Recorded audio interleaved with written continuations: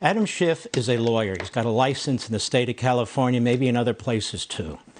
So rather than us just whining about this reprobate, rather than us just whining about this unethical hack, let's do something about it. Lawyers are not free to doctor evidence, particularly when they're doctoring evidence for the purpose of trying to put people in prison. And that's exactly what Adam Schiff and this committee did when they were manipulating and doctoring those text messages. They removed paragraphs, they changed punctuations, they made it public. They used it as a basis to vote against Mark Meadows, to seek criminal contempt, the Democrat House doing the same thing. It's time that people file a serious ethics complaint. I would ask the Republicans on Capitol Hill to do it. Any citizen can, with the ethics arm of the Supreme Court of California, and seek the license of Adam Schiff. Enough is enough. We can whine about it all we want. He's got the media playing out of his hand. This guy is unethical. This guy does not deserve to be a member of the bar. He's worse than a slip-and-fall lawyer. He's a slip-and-fall congressman. That's number one. Number two, ladies and gentlemen, if you want to see what the old Soviet Union was like, you look at this January 6th committee.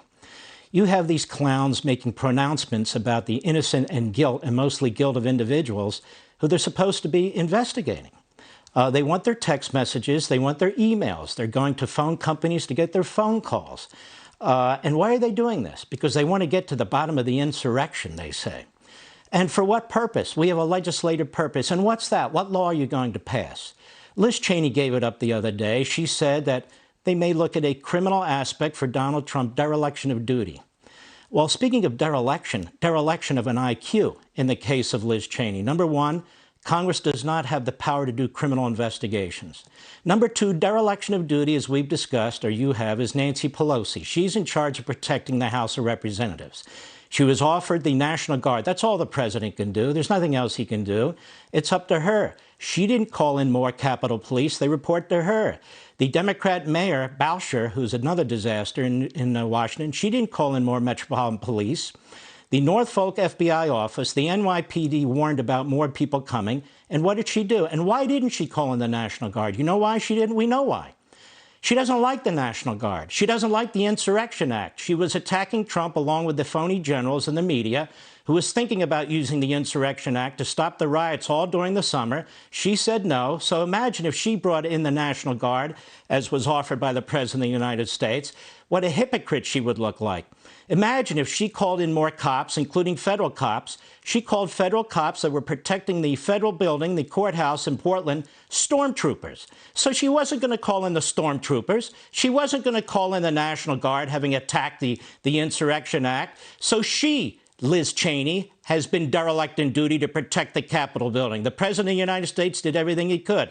Moreover, there are no criminal statutes whatsoever that apply to this former President, Donald Trump.